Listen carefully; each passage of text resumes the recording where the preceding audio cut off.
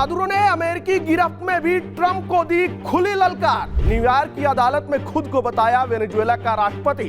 जी हां, अमेरिका की हिरासत में होने के बावजूद वेनेजुएला के पूर्व राष्ट्रपति निकोलस मादुरो के तेवर नरम नहीं पड़े हैं। न्यूयॉर्क की एक अमेरिकी फेडरल कोर्ट में पेशी के दौरान मादुरो ने न सिर्फ खुद को वेनेजुएला का राष्ट्रपति बताया, बल्कि अमेरिका के राष्ट्रपति डोनाल्ड ट्रंप की नीतियों और दावों को भी खुली चुनौती दी।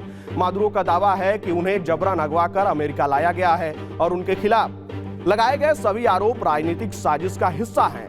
मैनहट्टन स्थित अमेरिकी फेडरल कोर्ट में डिस्ट्रिक्ट जज एल्विन हेलरस्टीन के सामने पेश होते हुए मादुरो ने कहा, मुझे वेनेजुएला से जबरदस्ती लाया गया, मुझे पकड़ा गया, मैं एक शरीफ आदमी हूं और मैं अपने देश का राष्ट्रपति हूं। उन्होंने अमेरिकी प्रोसिक्यूटर की ओर से लगाए गए सभी आरोपों को सिरे से खारिज करते हुए खुद को राजनीतिक प्रतिशोध का शिकार बताया। वहीं गिरफ्तारी के बाद सामने आई पहले तस्वीरों में मादुरो के हाथों में हथकड़ी और आंखों पर पट्टी दिखाई दी थी, जिसने अंतर्राष्ट्रीय स्तर पर तीखी प्रतिक्रियाएं पैदा की। वहीं अमेरिका का दावा है कि यह कार्रवाई एक विशेष ऑपरेशन के तहत की गई, जबकि वेनेजुएला और उसके सहयोगी देश इसे अंतर्राष्ट्रीय कानून का उल्लंघन मान रहे हैं। वहीं अमेरिका ने निकोलस मादुरो पर अंतर्राष्ट्रीय ड्रग तस्करी नेटवर्क का मुखिया होने का आरोप लगाया है। अमेरिकी अभियोजन पक्ष के मुताबिक मादुरो ने अंतर्राष्ट्रीय आपराधिक गिरोहों के साथ मिलकर बड़ी मात्रा में कोकीन अमेरिका में तस्करी करने की साजिश रची। उन पर नार्कोटेरिज्म, कोकीन तस्करी की साजिश और उससे जुड़े कई संगीन अपराधों के आरोप हैं। अगर अदालत में ये आरोप साबित होते हैं तो मादुरो को उम्र कैद तक की सजा हो सकती है। मादुरो की कानूनी लड़ाई का सबसे मजबूत स्तंभ है अमेरिकी trial lawyer Barry Pollack. LLP से जुड़े पोलैक अमेरिका के जाने माने और अनुभवी क्रिमिनल डिफेंस वकीलों में गिने जाते हैं। पोलैक को राष्ट्रीय सुरक्षा, अंतर्राष्ट्रीय अपराध, भ्रष्टाचार और वित्तीय अपराधों से जुड़े मामलों में 30 साल से ज्यादा का अनुभव है। बैरी पोलैक वही वकील हैं जिनके नेतृत्व में विकिलीक्स संस्थापक जूलियन असांजे को लंबे समय बाद जेल से बाहर आने में सफलता मिली थी।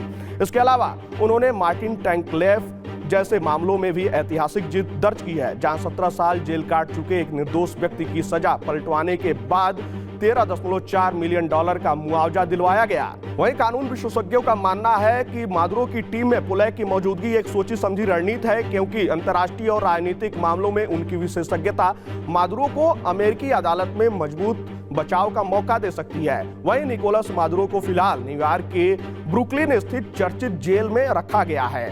यह जेल लंबे समय से अव्यवस्थाओं और खराब हालातों को लेकर विवादों में रही है। हालात इतने गंभीर रहे हैं कि कुछ न्यायाधीशों ने यहां आरोपियों को भेजने तक से इनकार कर दिया। जेल में लगभग 1300 कैदी बंद हैं और यहां पहले भी कई हाई प्रोफाइल नाम रह चुके हैं। मशहूर संगीतकार R Kelly, rapper Sean Diddy Combs और होंडुरास के पूर्व राष्ट्रपति जुआन ऑरलैंडो हर्नांडेज भी इसी जेल में बंद रह चुके हैं। हर्नांडेज को कोकीन तस्करी के मामले में 45 साल की सजा सुनाई गई थी। हालांकि बाद में राष्ट्रपति डोनाल्ड ट्रंप ने उन्हें माफी दे दी थी। वहीं मादुरो की गिरफ्तारी और अमेरिका की कार्रवाई पर अंतर्राष्ट्रीय स्तर पर भी कड़ी प्रतिक्रियाएं सामने आई हैं। चीन के विदेश मंत्रालय ने इसे हेजेमोनिक एक्शन बताते हुए कहा कि यह अंतर्राष्ट्रीय कानून और संयुक्त राष्ट्र चार्टर के मूल सिद्धांतों का खुला उल्लंघन है। चीन ने किसी संप्रभु देश के राष्ट्रपति के खिलाफ बल का प्रयोग कड़ा विरोध किया है। रूस ने भी अमेरिका की इस कार्रवाई को सशस्त्र आक्रामकता करार दिया है। रूसी विदेश मंत्रालय ने बयान जारी कर कहा कि वेनेजुएला पर अमेरिकी सैन्य कार्रवाई निंदनीय और चिंताजनक है तथा इसे सही ठहराने के तर्क पूरी तरह निराधार हैं। अब सभी की निगाहें न्यूयॉर्क की अदालत पर टिकी हुई हैं, जहां मादुरो के खिलाफ कानूनी प्रक्रिया आगे बढ़ेगी।